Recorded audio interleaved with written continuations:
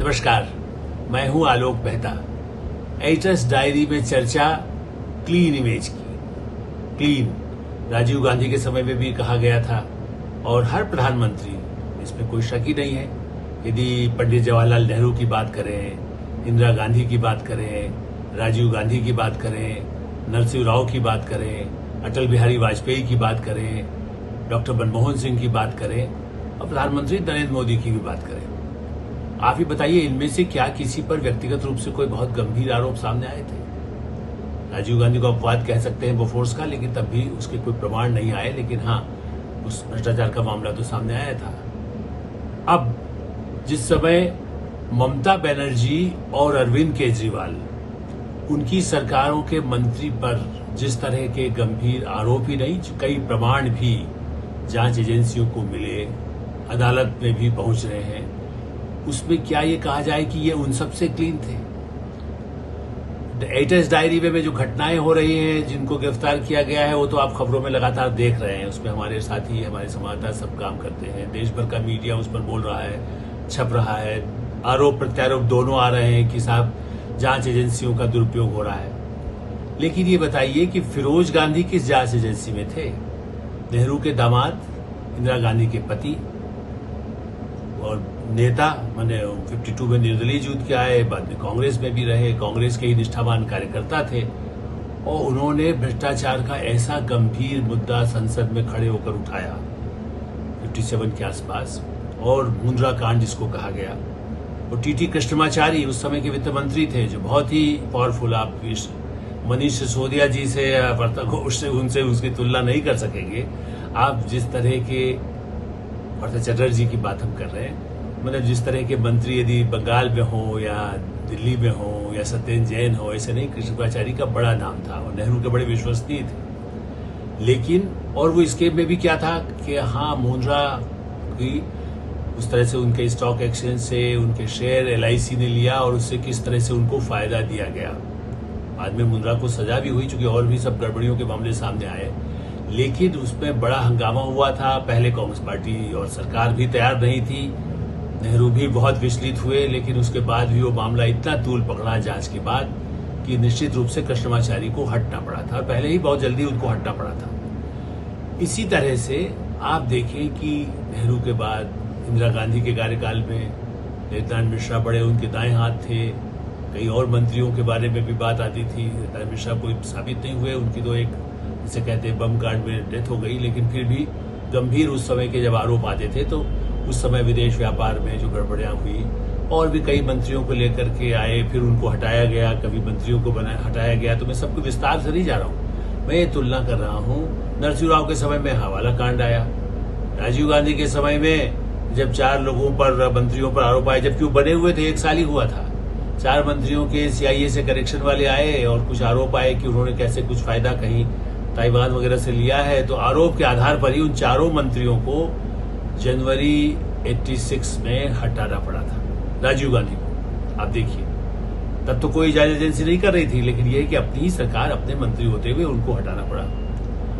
नरसिंह राव के समय जैसा मैंने कहा, तो मंत्रियों के इस्तीफे हुए, बड़े जो जिनकी क्लीन इमेज भी थी, चाहे हवाला में प्रमाणित हुआ हो ना हुआ हो, उसमें प्रतिपक्ष के नाम भी थे, अडवाणी जी का नाम भी था, लेकिन जिन सब मंत्रियों के नाम थे उन सबको भी कभी इस्तीफा देना पड़ा और मामला चलता रहा।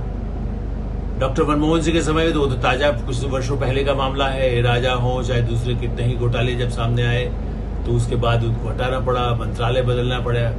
अटल जी के समय में यही यशवंत सिन्हा जी, UTI स्कीम आया और पार्टी का ही नहीं, दत्तोपंत ठेंगड़ी और कई संगठन के लोग हैं, उनका भी दबाव आया, तो यशवंत सिन्हा का भी मंत्रालय पहले बदला गया, और भी कई ऐसे तरीके किए गए कहीं पर क्लीन इमेज के लिए।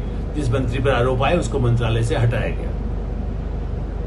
तो अब ये ममता बनर्जी और अरविंद केजरीवाल क्या है, उन सब प्रधानमंत्रियों से ज्यादा क्लीन है? वो कहते कोई भी जो आरोप लगा रहा गलत है, जबकि सत्येंद्र जैन को अदालत में बार बार जमानत नहीं मिल रही, वो जेल में है। ठीक है, सजा उनको कब मिलेगी ये तो प्रमाण होने पर होता है। लालू यादव तो 15 साल राज करते रहे ना, मैं हमेशा उदाहरण देता हूँ। ओम प्रकाश चौटाला भी बहुत बाद में गए, और वो भी शिक्षक वाला ही घोटाला, शिक्षक भर्ती घोटाला था। तो आप ये देखिए कि जिस समय यदि सत्येंद्र जैन पर कई इस तरह के गंभीर आरोप आए, आर्थिक मामलों के कई प्रमाण उनके रिश्तेदारों के मिल गए हैं, इसलिए वो जेल में है। मनीष सिसोदिया शराब का 144 करोड़ का घोटाले का जब आरोप चीफ सेक्रेटरी लिख के दे रहा है एलजी को, तो अभी सिर्फ जांच के आदेश दिए गए। अभी ये नहीं कहा गया कि भाई इनको जेल भेज दीजिए। वो 2 महीने से कह रहे हैं जेल भेजने की तैयारी कर रहे हैं। अरे भाई आपने कोई गलत नहीं किया होगा तो आप पहले दिन जाकर के अदालत से कहिए कि साहब मुझे गिरफ्तारी का अंदेशा है, मुझे नहीं दिया जाए, मेरे सब कागज ये रखे हैं, फाइलें आप देख लीजिए, हमने कुछ गलत काम किया ही नहीं है। सरकार में उनको तो मालूम है किस घोटाले को लेकर जेल की स्थिति आ सकती है।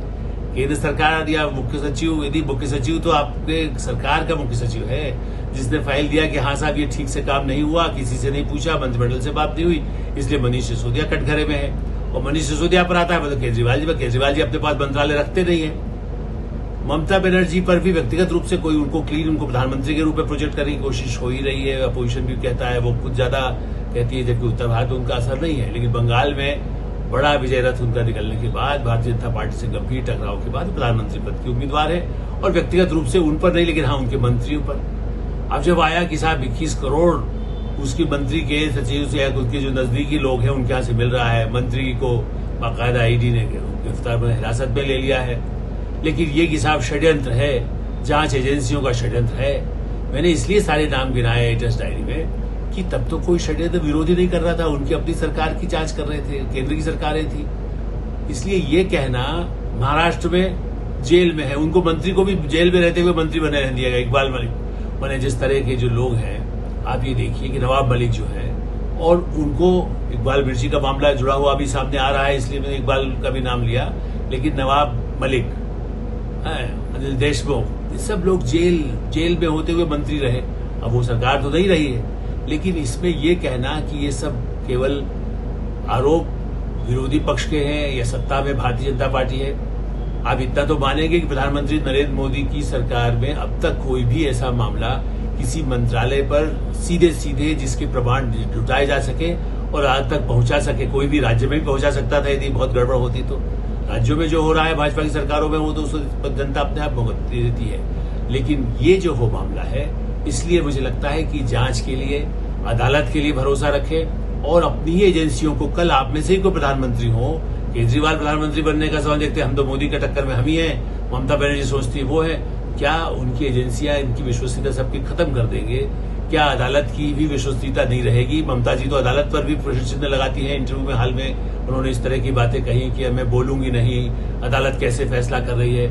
आप अदालत पर भी भरोसा नहीं करेंगे तो किस पर भरोसा करेंगे? ईश्वर पर भरोसा करते हैं तो ईश्वर के नाम पर, दुर्गा पूजा के नाम पर भी जब पैसा इकट्ठा होकर के और वहीं पर जो काम कर रहे हैं उनके यहाँ 20-20 करोड़ यदि मिलता है, यदि पूजा के लिए मिला है तब भी उसका हिसाब होता है, लेकिन नगद तो नहीं घरों में भरा रहता है। जैसे कूड़े का ढेर लगा हुआ हो, पुस्तक पुराने कागज भरे हो, पुस्तक नोट भरे हुए मिले हैं। तो मुझे लगता है कि अदालत पर और सुरक्षा एजेंसियों की विश्वसनीयता पर और स्वयं लोकतांत्रिक व्यवस्था पर विश्वास कायम रखने की आवश्यकता है।